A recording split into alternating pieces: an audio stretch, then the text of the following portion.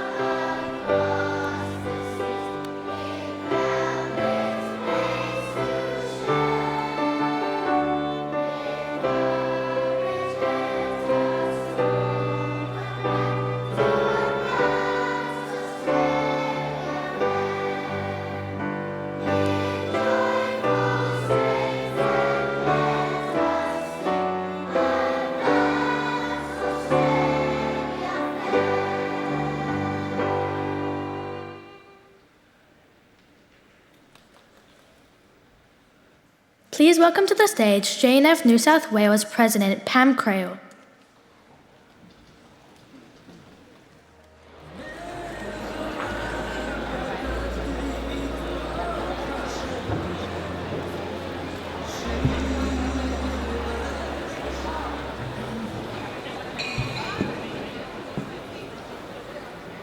Good evening, everyone. Good evening, everyone. What a delightful way to start the evening. On behalf of myself and my colleagues on both the New South Wales and the National Board, a very, very warm welcome to you all. We are honoured tonight by the presence of a number of dignitaries whose names are now being reflected on the screens. It gives me great pleasure to welcome distinguished guests. UAE Ambassador, His Excellency Abdullah Al Sabusi, National President JNF Australia Stephen Salomon, World Chairman Karen Kayemet, Abraham Duvdevani and Dina, the Honourable Natalie Ward MLC, the Honourable Scott Farlow MLC, the Honourable Reverend Fred Nile MLC, CEO of Anti-Defamation League Jonathan Greenblatt, Professor Rivka Kami MD, Mayor of Shar HaNegev Ophir Lipstein, President of Jewish Board of Deputies David Ossip, all other presidents and leaders of our community, and Rabbonim. Thank you all for joining us here tonight.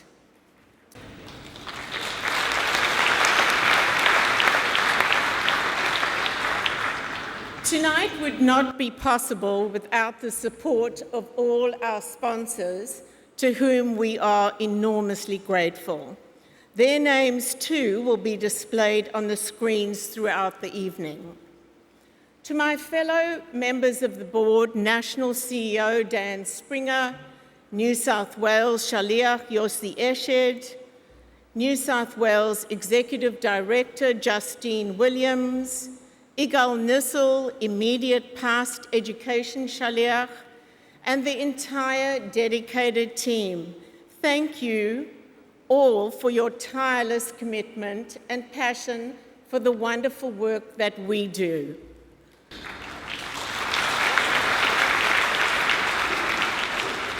To all our volunteers, we are so grateful and humbled by your continued support.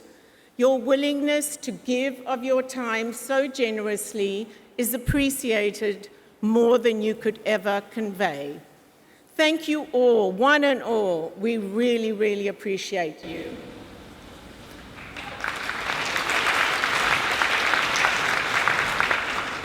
Our Education Department has made outstanding contributions to our community. The goal of our education program is to strengthen the bonds between our youth and Israel, their heritage and the environment, fostering the leaders of tomorrow. Through our education and outreach programs, JNF demonstrates the tangible contributions being made to improve life in Israel and around the world. JNF, the Jewish National Fund of Australia, is a prominent and trusted communal organisation, raising funds for life-changing environmental and social welfare projects while maintaining a tangible link between the Jewish people and Israel. We continue to action David Ben-Gurion's vision for the Negev. He so famously once said, "It is in the Negev that the creativity and pioneer vigor of Israel shall be tested." Today, JNF Australia is working to ensure that the people of Israel who live in the underdeveloped periphery of the country, particularly in the Negev, can also share in the Jewish state's success story and ensure its ongoing sustainability. Dust and desert are being replaced with gardens and playgrounds. This year's annual campaign is in support of our partnership with the Shah HaNegev communities. We are committed to building green and protected environments for 14 kindergartens that will help keep 400 children who live so close to the Gaza Strip safe and happy, allowing them to experience some sense of normality and escape from the constant threats they endure. Because safe play should be a right, not a luxury. Your gift today will bring moments of joy and a world of peace to those families who need it most. Thank you, and please enjoy the evening.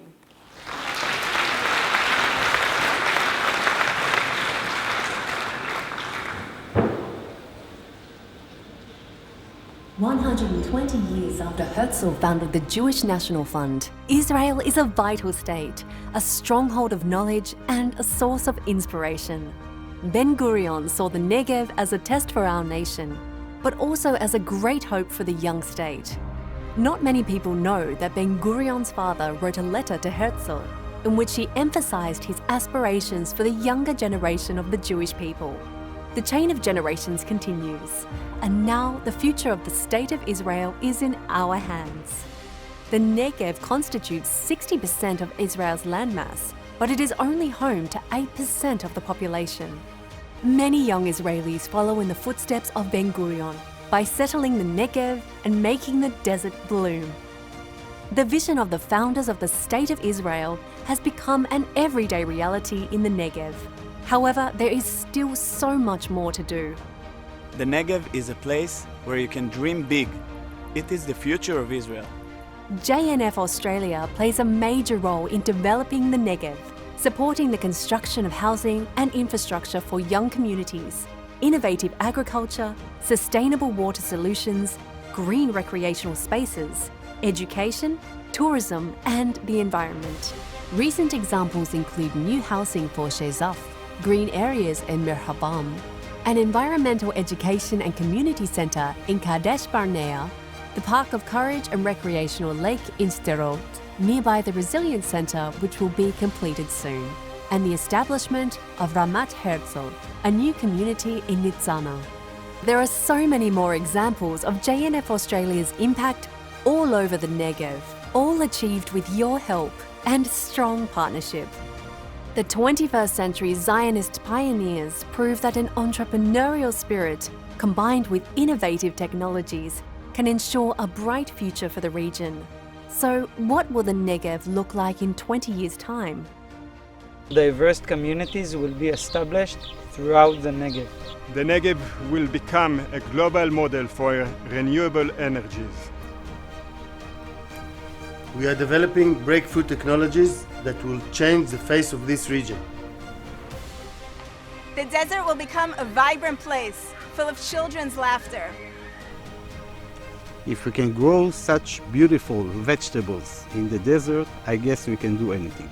Herzl's vision of a Jewish state has been realized. However, much work still lies ahead in realizing Ben-Gurion's vision for the Negev. Together, we will grow Israel's future, our future.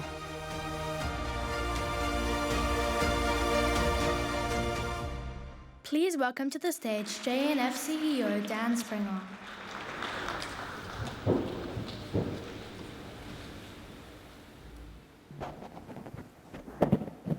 Good evening, everyone. Thank you all for joining us tonight in support of the families living in Shah HaNegev, alongside Israel's border with Gaza, who continue to realize Ben-Gurion's vision of developing the Negev. Last July, I visited Shah HaNegev with an educator's tour, meeting with some of these frontline families and their inspiring mayor, Ophir Lipstein. Welcome again, Ophir.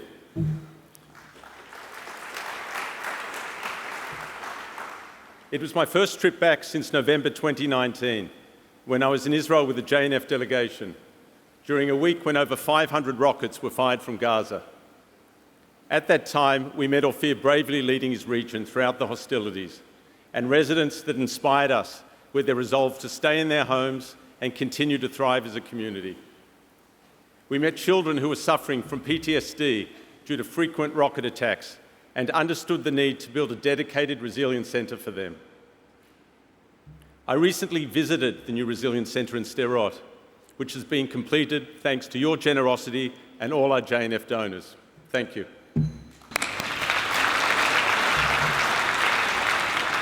This year, we're asking for similar generosity to build 14 protected kindergartens for Gaza border communities so that their children can play safely and be shielded from rocket attacks. You will hear more about the potential impact of this project on the region's families from one of Israel's most prominent paediatricians and academics, Professor Rivka Karmi. Rivka is president of the Israeli Academy of Science and Medicine, former head of Ben Gurion University, and a key leader in shaping the Negev over the last 4 decades. Rivka, it is wonderful for you to be with us tonight.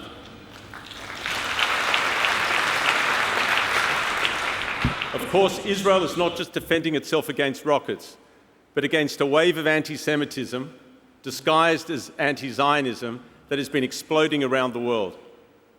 Our keynote speaker, Jonathan Greenblatt, has been leading the fight against this wave of hatred both in the US and globally in his role as CEO of the Anti-Defamation League.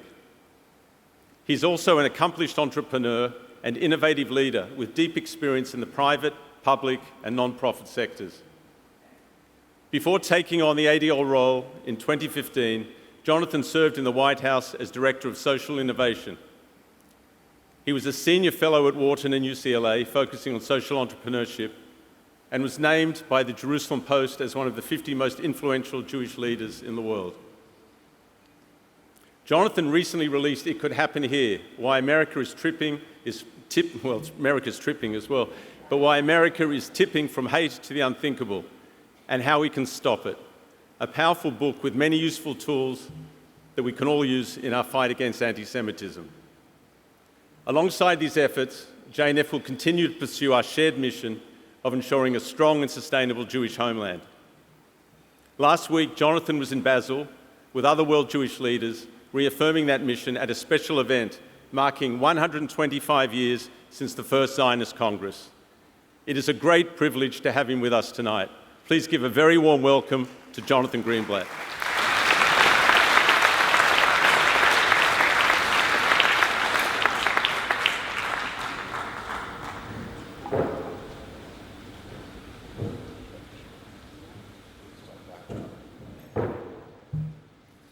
Thank you, Dan, for that very kind introduction and for welcoming me to Sydney. And really thank you all for coming here this evening. I'll tell you right up front, it is an absolute privilege to be here tonight in Sydney, in Australia, to support JNF.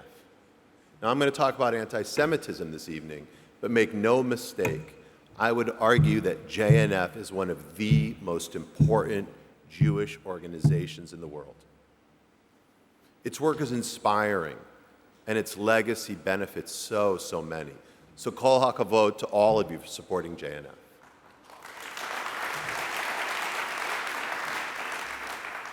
You know, as we sit here tonight, and I've spent the last few days in country, I'm just struck by really how special this is. I mean, think about it.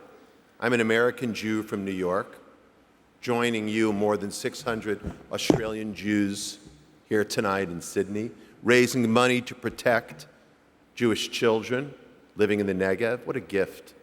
And so this evening really spans the globe. But you know, it feels entirely normal. Why? Because we have a deep, unspoken connection that traverses thousands of miles and indeed thousands of years. Tonight, we're truly putting into action what the Talmud teaches us. Kol Yisrael Aravim Zeh Lazeh. All of Israel is responsible for one another. That belief, that obligation is why we're here tonight. It's why when someone in our community, whether you're a Jew in Sydney or San Francisco or Sao Paulo, needs a meal, we cook it. When a neighbor needs a loan, we make it. When a fellow congregant needs a helping hand, we give it. And so when our brothers and sisters in Israel need something, we are there. You are there. This community is there, literally. Indeed, I've been to Sderot, the city just outside the Gaza border, and some of the video was there. And I've seen what happens when these rockets from Hamas and the Palestinian Islamic Jihad are fired indiscriminately at homes, at schools, at playgrounds, with one goal in mind: to murder as many people as possible. And so let me say again, thanks to JNF for what you were doing tonight, that will help those mothers and those fathers and those children, that will strengthen them and make it crystal clear to those who seek to harm those Jewish children, to destroy those Jewish communities, to impact the Jewish state, that they will never prevail. Not now, not ever.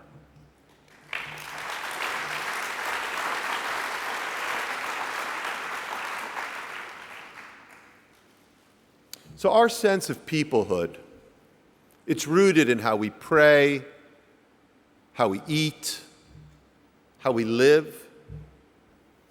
But unfortunately, our bond is also forged by the shared challenges that we face. As you know, and as Dan alluded to, I lead the ADL, the Anti-Defamation League, the oldest anti-hate organization in the world, the largest enterprise of its kind, focused on tracking, studying, and combating anti-Semitism. For those who don't know, ADL was founded in 1913 and galvanized by the lynching of Leo Frank, an innocent American Jew, a factory owner in the South, who was killed by a mob that believed he had raped and killed a young Gentile girl. Leo Frank was falsely accused, wrongfully convicted, and then viciously murdered for a crime he didn't commit at a time when anti-Semitism was rampant in the United States. Jews couldn't attend many universities. They were barred from working in many professions. They were legally prevented from buying homes in many areas across the United States. They suffered from what we might describe today as structural discrimination. ADL's founders saw this, and they recognized that while the United States may have been the golden land, that anti-Semitism, this virus, had leapt from Europe to blacken the promise of America. And so these men founded ADL with a simple purpose. In their own words, quote, to stop the defamation of the Jewish people and to secure justice and fair treatment to all. Now that construction, that language, it was a deliberate and an important choice. They understood that they needed to defend the Jewish people, but that in a liberal democracy, fighting anti-Semitism on its own was not enough. You had to fight all forms of hate. That Jews could only be safe if all minorities were safe.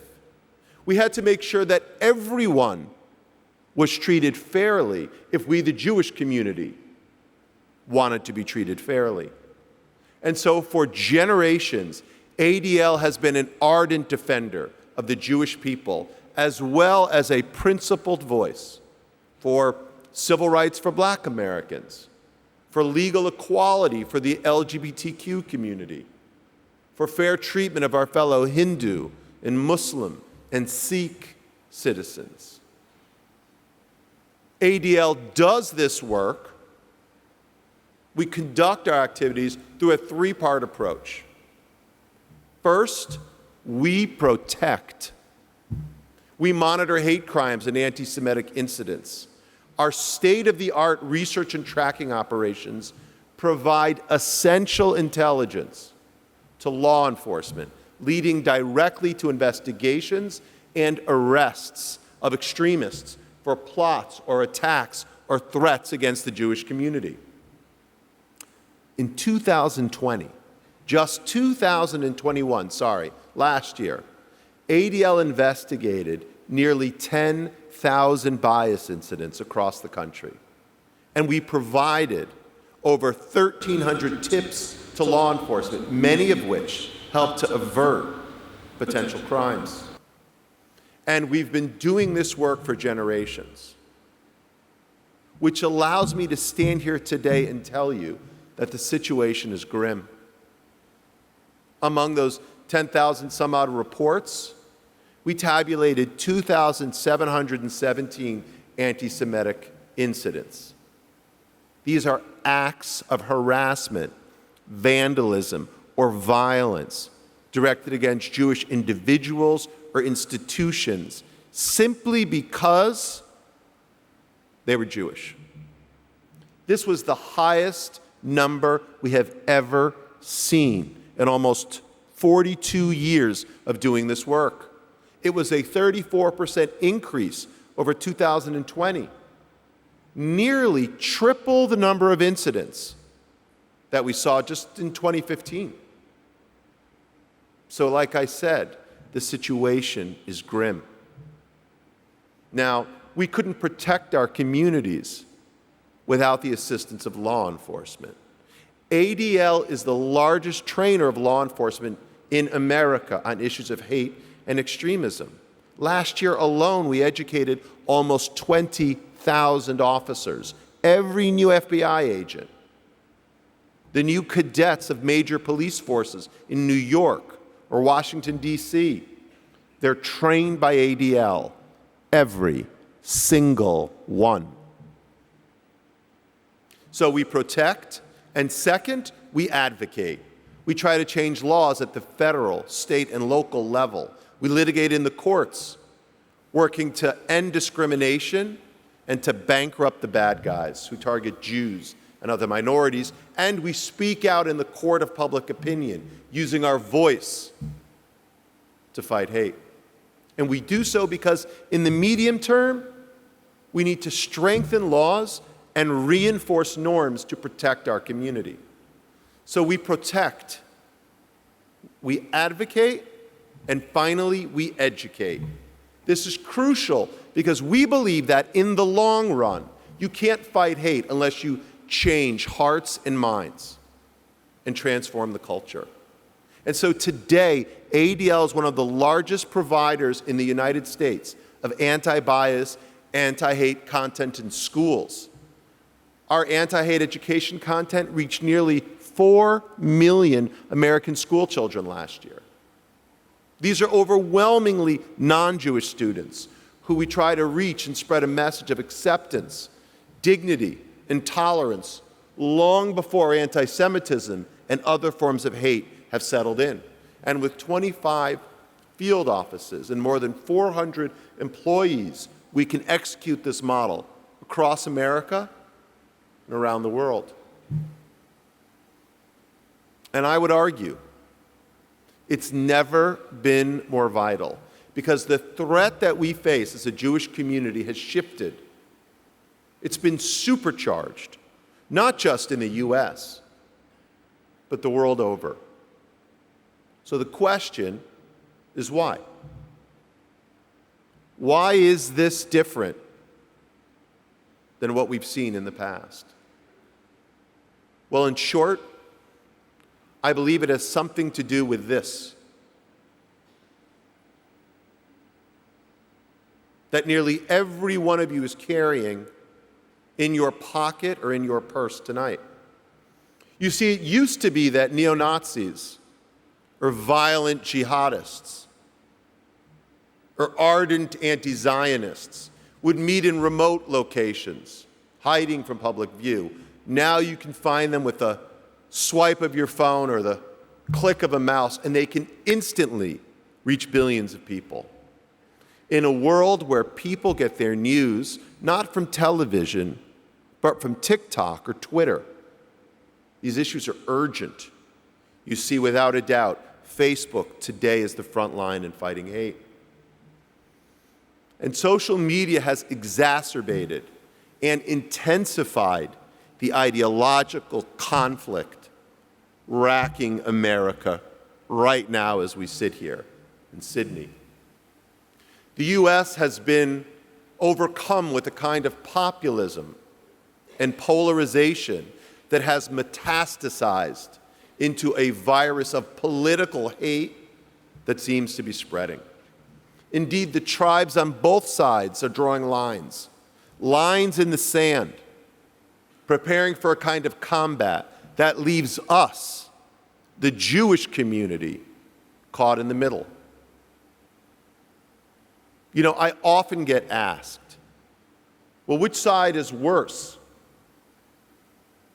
The right or the left? Happened just tonight. We were standing in that other room.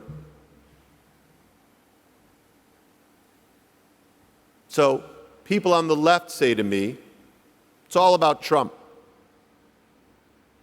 People on the right tell me, it's all about Ilhan Omar. They're both somewhat right, but ultimately wrong.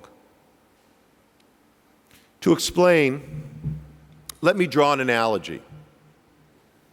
Climate change.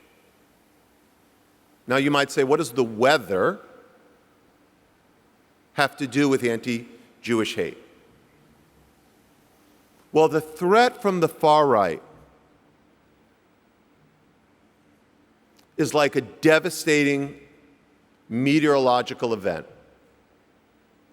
Think torrential rains that trigger massive floods of almost biblical proportions. And I know you know what I'm talking about here in Australia. Or searing heat waves that spark catastrophic bushfires that will devastate a community and kill everyone in their path instantly. They obliterate homes. They destroy entire communities with ruthless efficiency. That is the extreme right in America. From white supremacists to armed militia groups, sovereign citizens, and others who are responsible for the overwhelming majority of extremist-related violence in America and really much of the world. Some of their greatest hits. Tree of Life in Pittsburgh, where a white supremacist massacred 11 Jews in 2018. Or the man who gunned down 51 Muslim worshipers at 2 mosques in Christchurch in 2019. Or yet another who gunned down 22 Hispanics in the parking lot of a Walmart in Texas later that year. Or in 2021, the domestic terrorists, that's what they were, who ransacked the US Capitol. Some of them wearing Camp Auschwitz sweatshirts as they assaulted police officers and sought out legislators who they planned to kidnap and kill in broad daylight. That is the extreme right, and it is a clear and present danger to the Jewish community.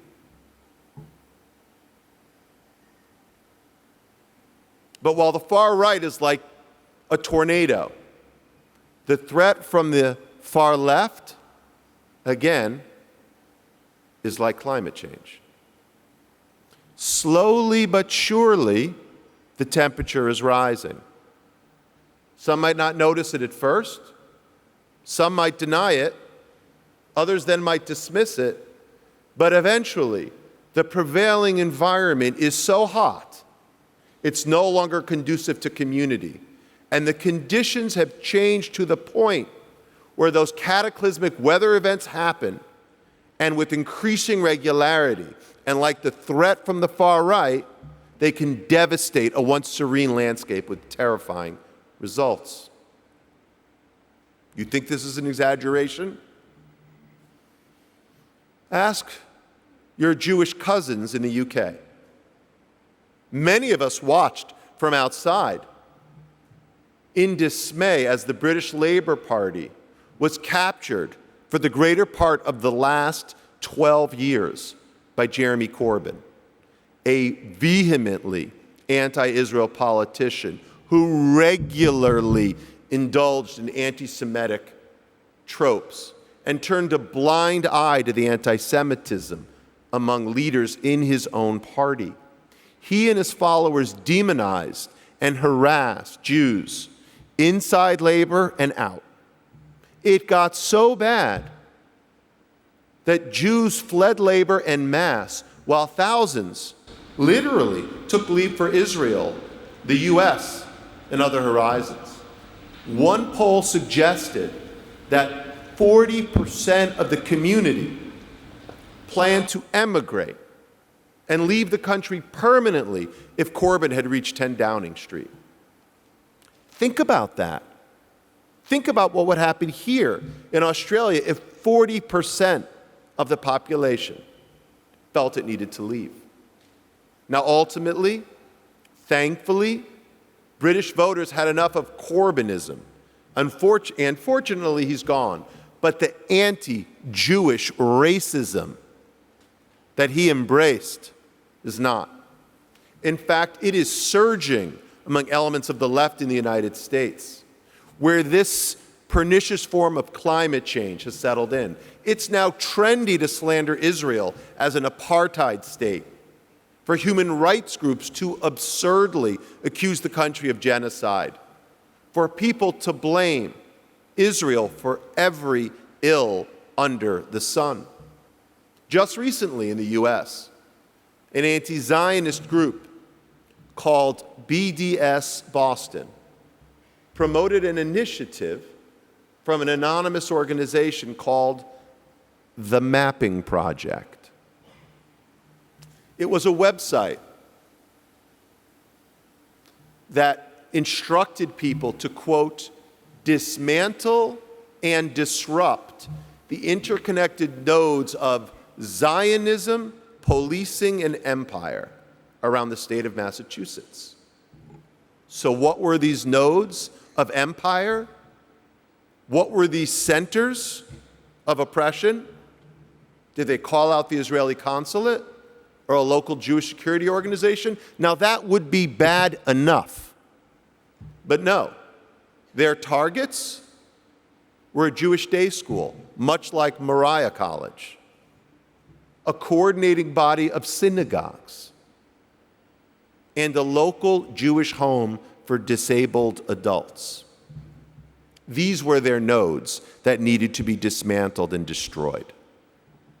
Every one of these organizations, and many more, are put at serious risk by actors of this sort, and the ADL is working day and night to shut down the Mapping Project and help protect the Jewish community in Massachusetts and beyond. Because this anti-Zionist movement needs to be stopped in its tracks.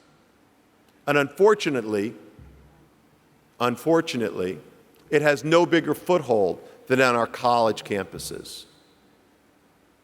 I heard some of these concerns today when I visited Moriah. And the kids asked me, how do you prepare? I can tell you at my own alma mater, the local chapter of a group called Students for Justice in Palestine is calling to bring the BDS movement to campus. They're seeking to impose a boycott of all Jewish organizations, to shut down Jewish studies, to close the Hillel on campus.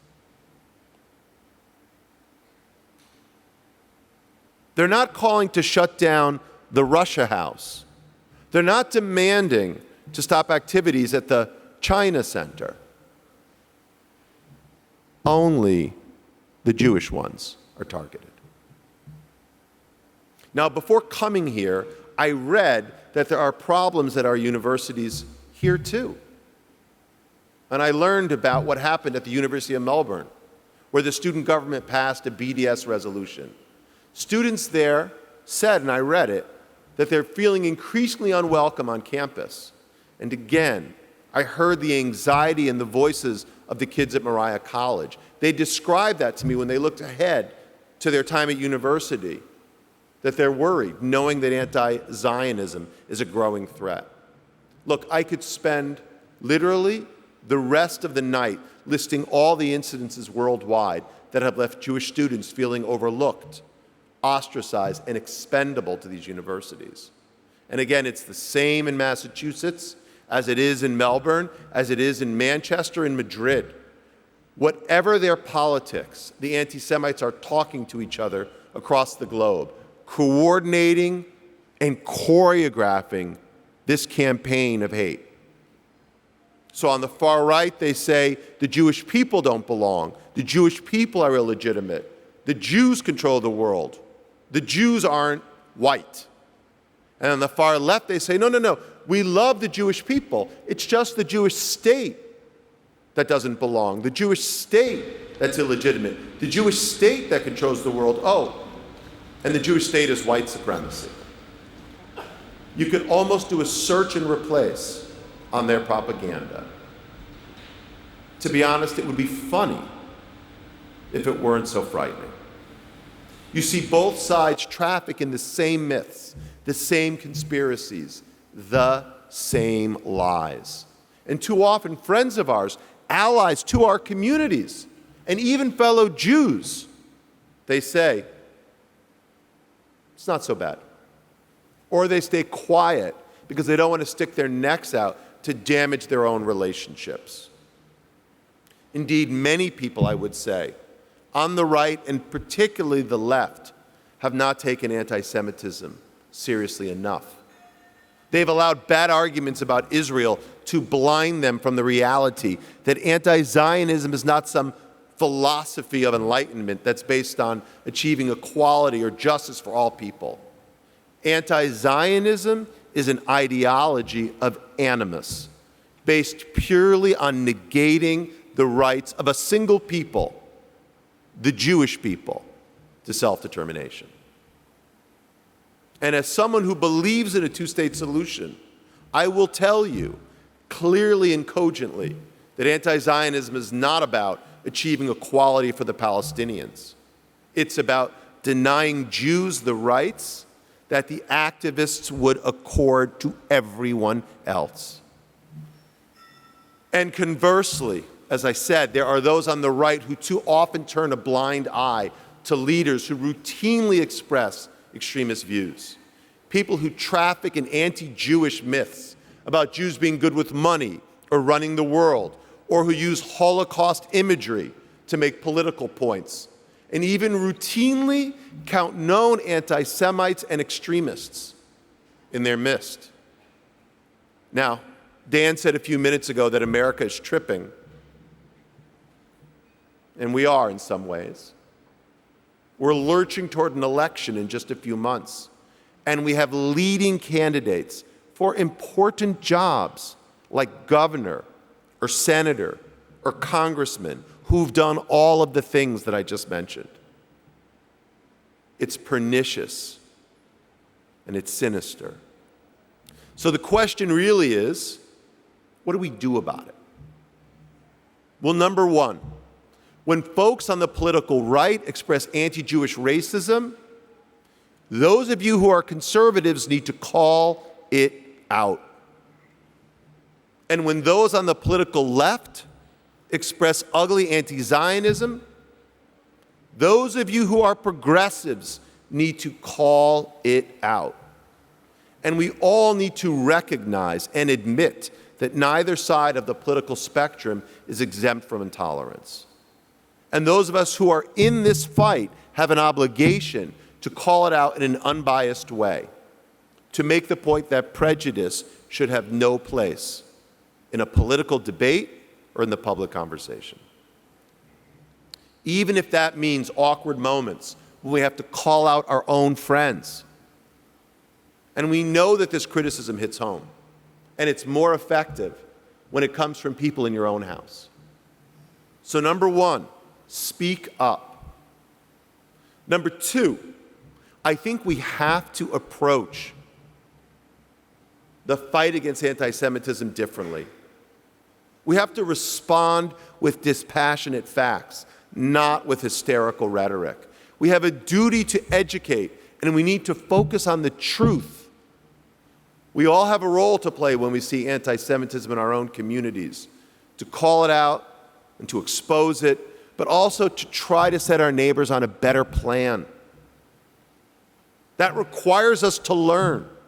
That means our kids need to be better prepared to understand the issues in all their complexity, to recognize the nuance and run toward it, and let the truth set them free. So number one, we need to speak up. Number two, we need to share facts. And number three, whether you're in America or Australia, remember that democracy is not a spectator sport.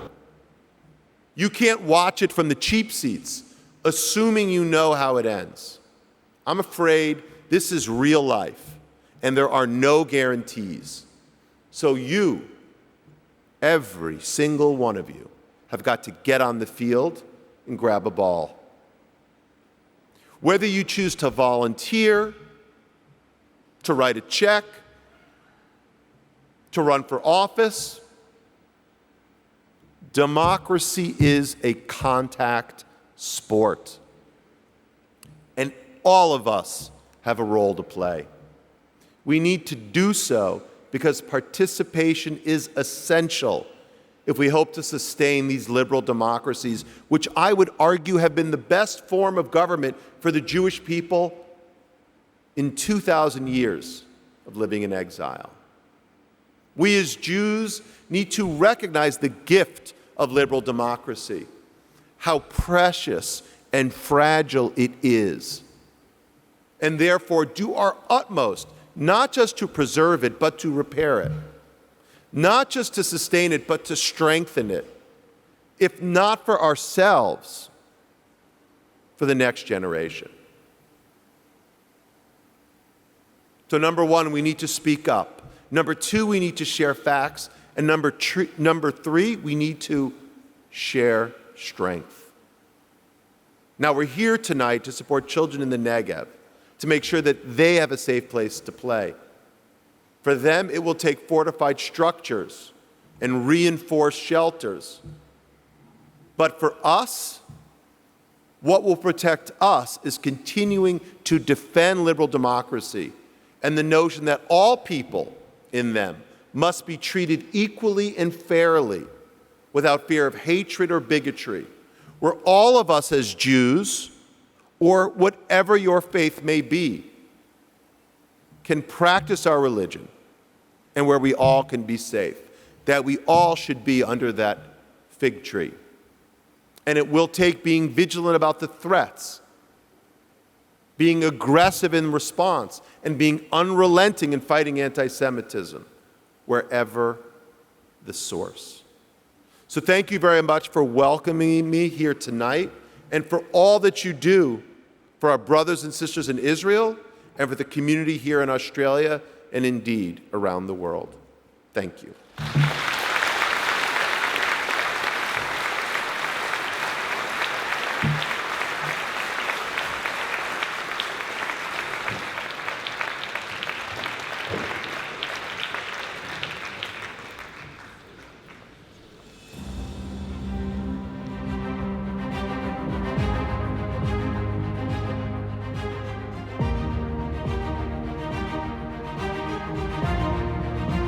What leads thousands of brave families to build their home a few kilometers from the Gaza border, establish communities, and make the area flourish? The heroes who live in the Sha'ar HaNegev region are ordinary people, parents and children who are trying to lead a normal life.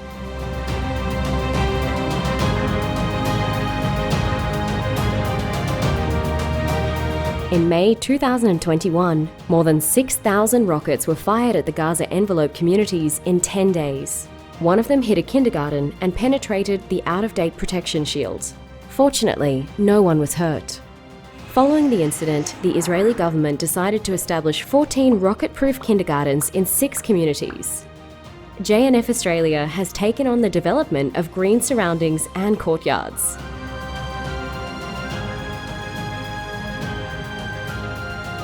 welcome to Sha'ar HaNegev. Thank I'm you, so Ophir. happy to host you here.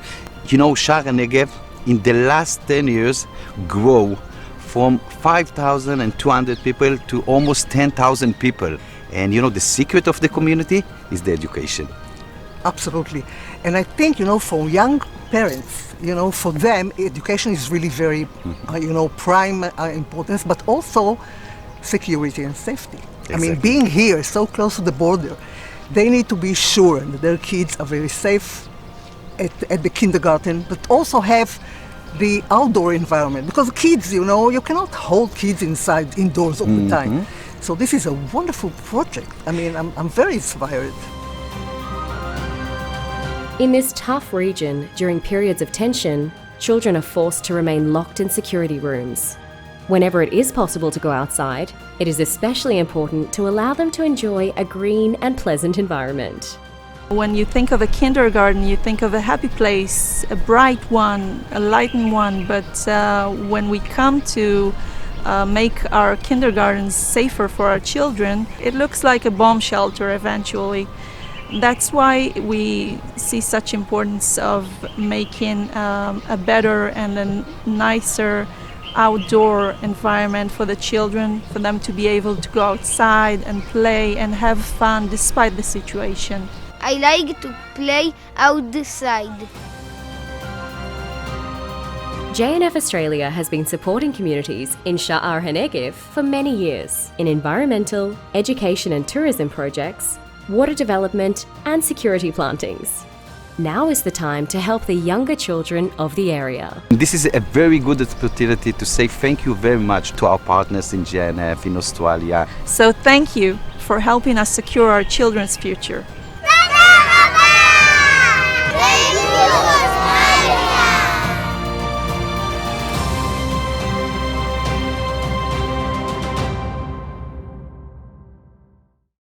Please welcome to the stage Elite Paz, a resident and mother from the Sha'ar HaNegev region.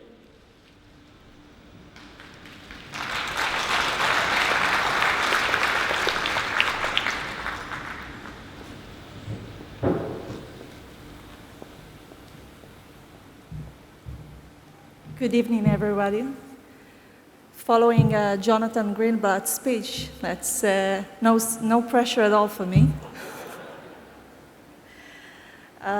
I'd like to say thank you, first of all, for all of you for this lovely event. When I was invited to Australia and asked to participate in some gala events, I expected some schmoozing, some cocktails, and maybe some cakes and good times, but I did not anticipate this carefully crafted and designed evening. So thank you very much for all your efforts. As you've heard, my name is Elite Paz.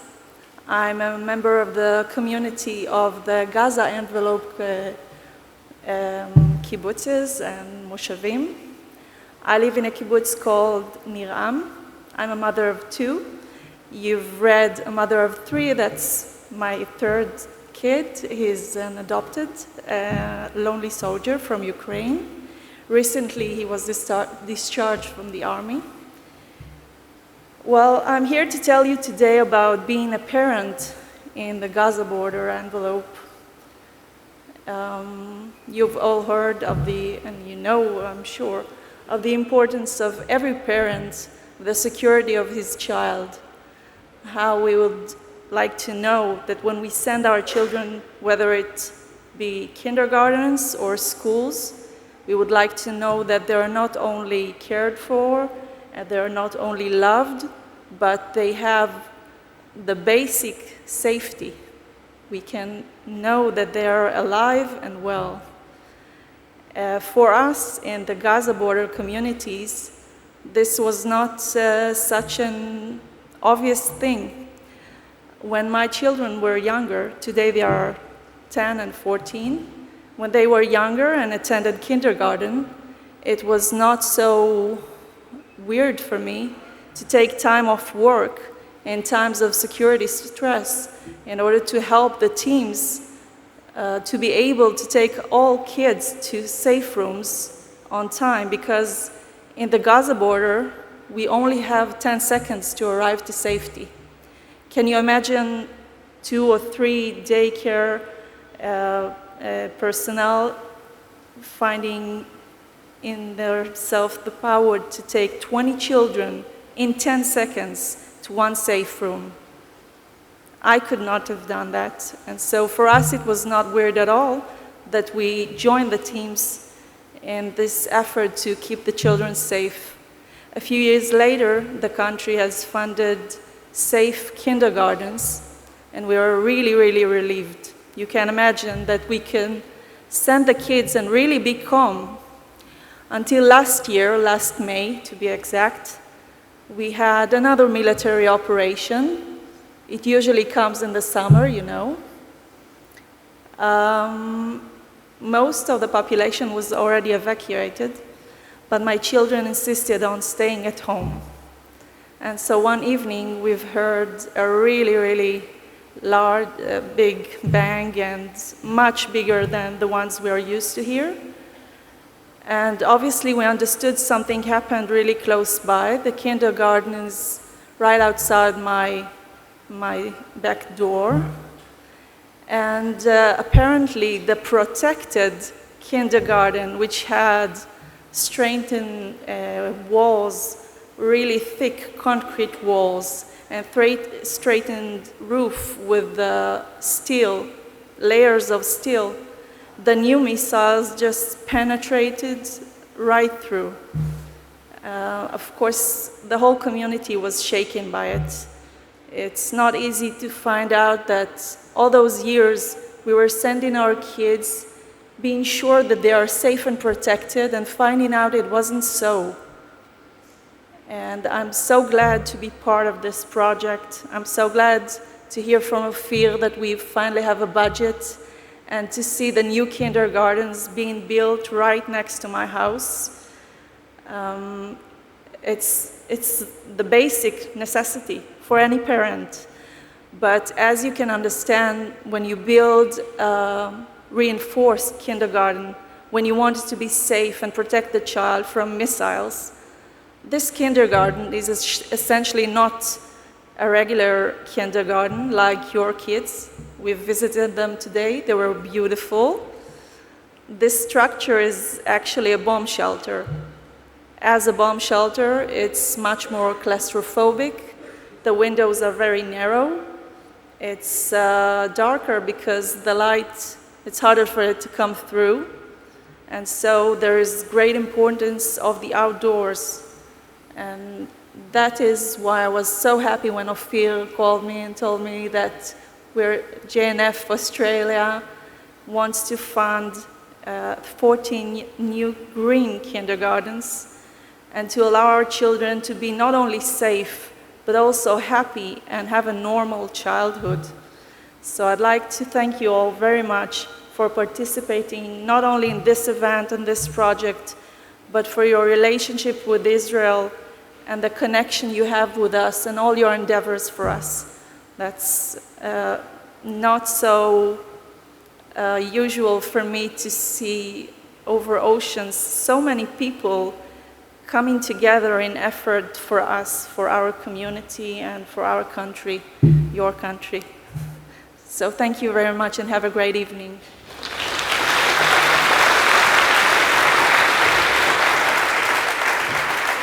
Please welcome Alicia from Mariah College.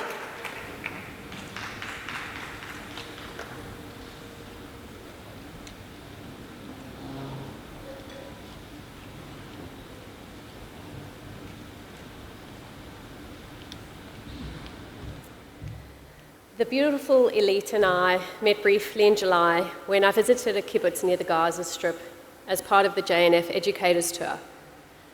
However, hearing her story when we spoke online recently made me realize how much we had in common.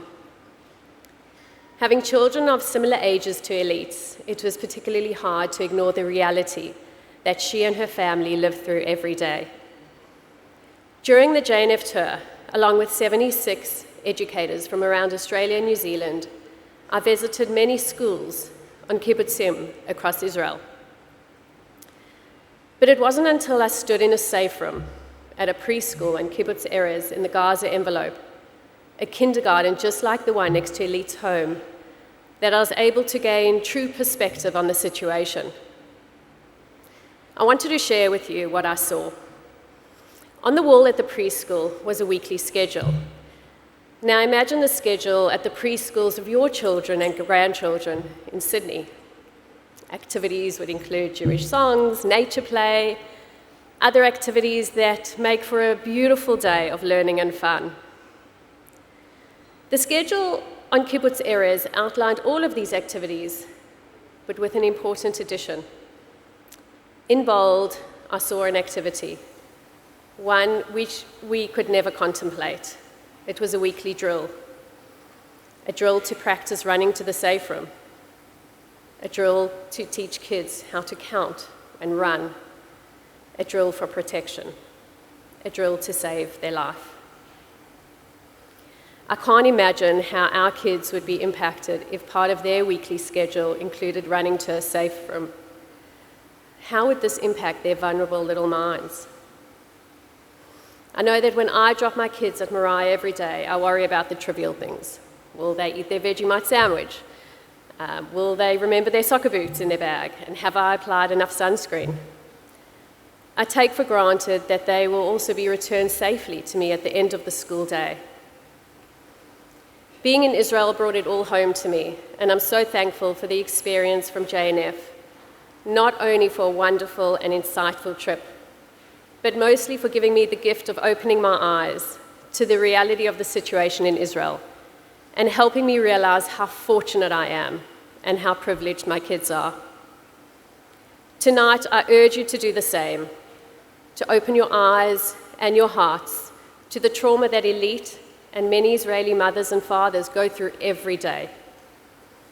We can make a difference. Please dig deep and donate generously and give the children of Israel South the gift of a happy, beautiful day at preschool. Thank you.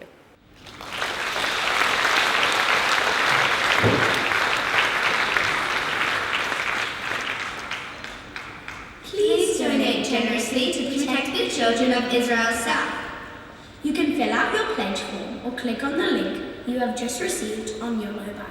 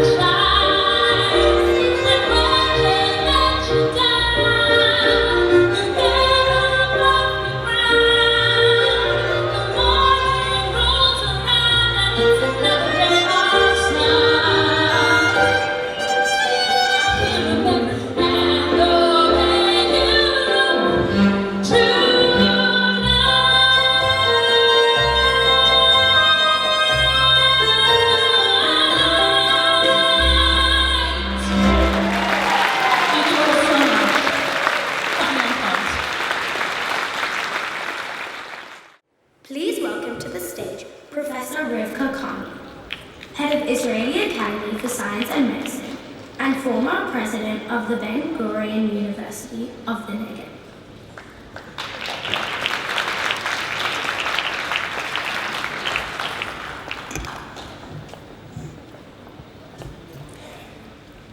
Unfulfilled visions are false visions, said David Ben-Gurion. I had this saying in my mind when in 1975, upon graduating from medical school at the Hebrew University in Jerusalem, I have made a very conscious decision to decline offers for residencies in pediatrics at major hospitals in the center of Israel and move to the Negev. I had a strong sense of urgency to make a difference, health-wise, in the Israel periphery, and since I grew up in a Ben-Gurion social ideology home, the Negev was the obvious choice. Indeed, my medical career, serving the Negev community at the Soroka Medical Center, the only hospital in the Negev, my research career, studying genetic diseases in the traditional Arab Bedouin population in the Negev, and my academic career at Ben-Gurion University Medical School have all impacted the region that, as you've heard, is 23% of Israel's landmass, yet only about 10% of its population. For 45 years that I have lived in the Negev, I realize daily how easy it is to dream and how difficult it is to fulfill visions.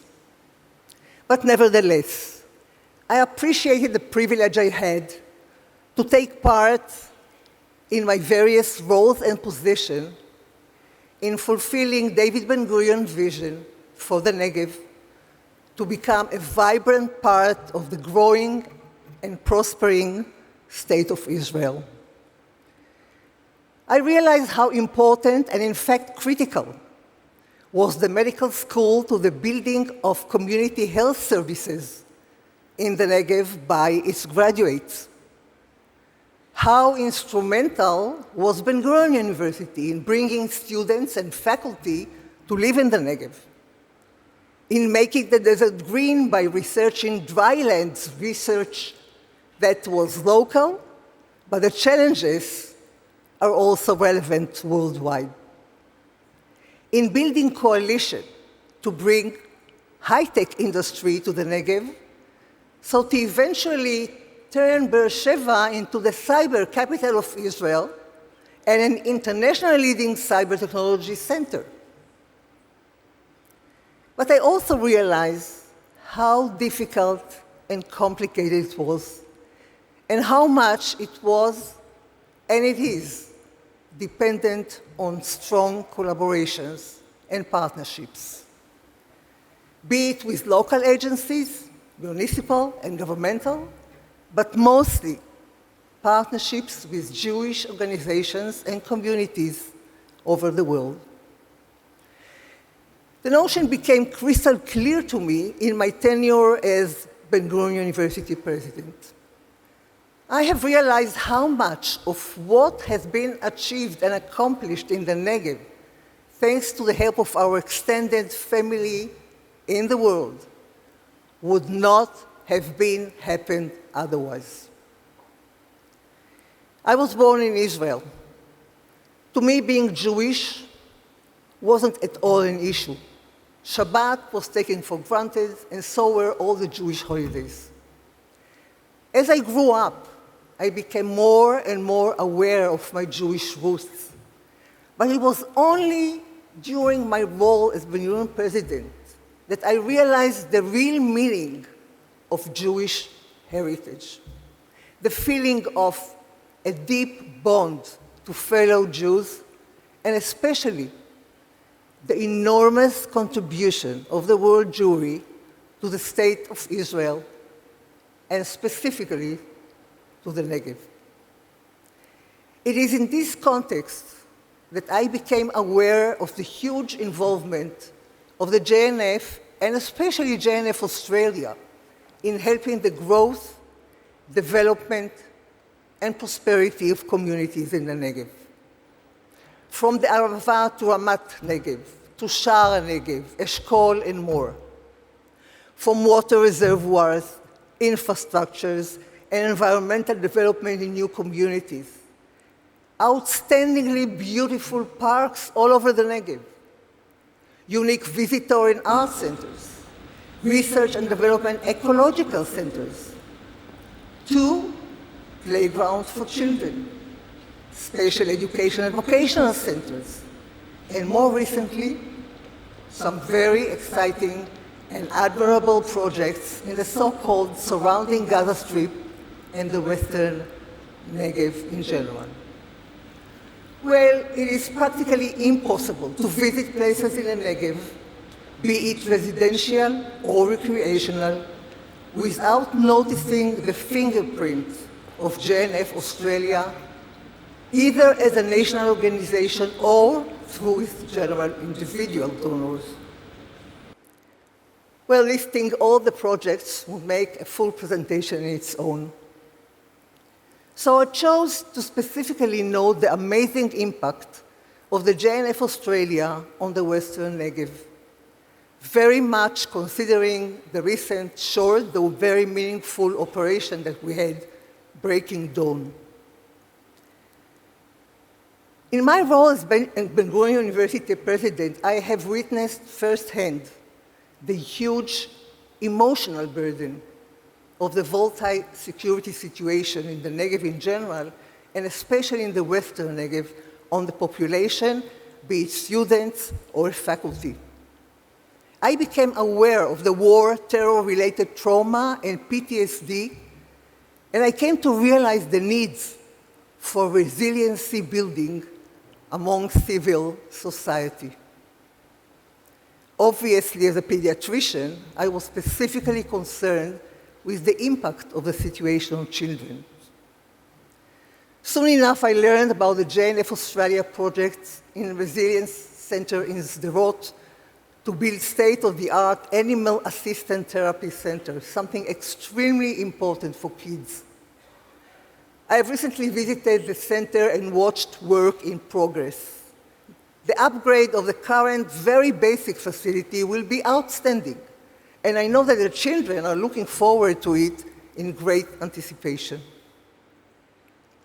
Another project by JNF Australia that I have recently visited, as you could see on the video, was in the surrounding Gaza Strip, the dramatic upgrade of the outdoor playgrounds of kindergartens. Now, you do not need to be a special physician or a specialist expert in child development to understand how important it is for kids to be able to run around outdoors and how stressful and depressing can be a long confinement to closed spaces. Enabling children to spend time outdoors near sheltered spaces is a must in the Western Negev.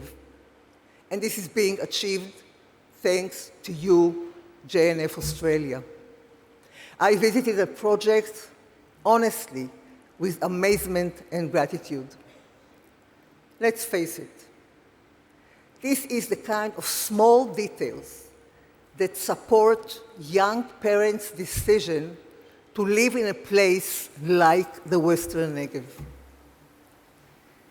The 95% of the time in the surrounding Gaza Strip that is heaven, and it is heaven, is a great attraction for young families. But the well-being of their kids is their prime concern. Addressing effectively the 5% hell, and it is hell, brought about by the security reality to their kids is what settles their decision to live in this extremely important geographic region to the State of Israel. And in many respects, JNF Australia enables exactly that.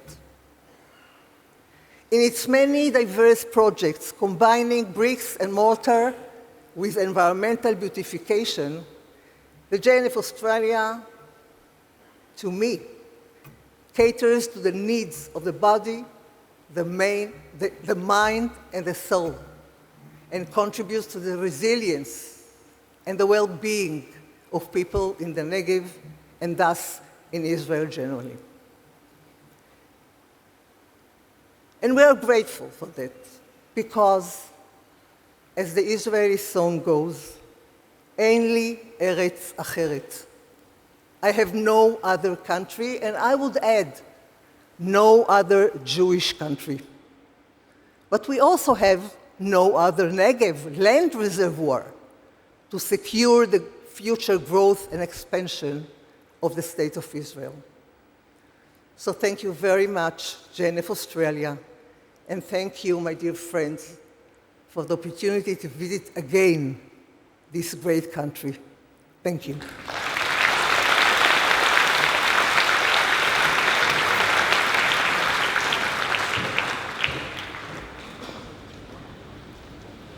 Please rise for the singing of Hatikva.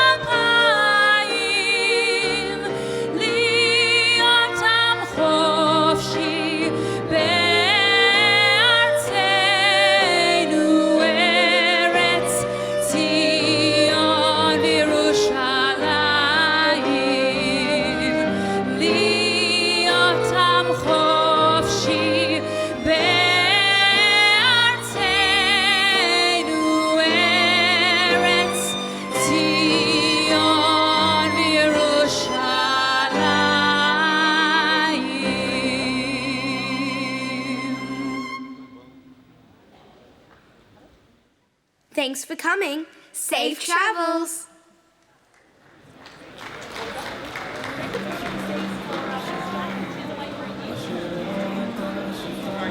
I mean, he's a pretty big boy. He didn't want to see his doing things tonight, so I'm like, he can do it. He can look after himself. Good to see you.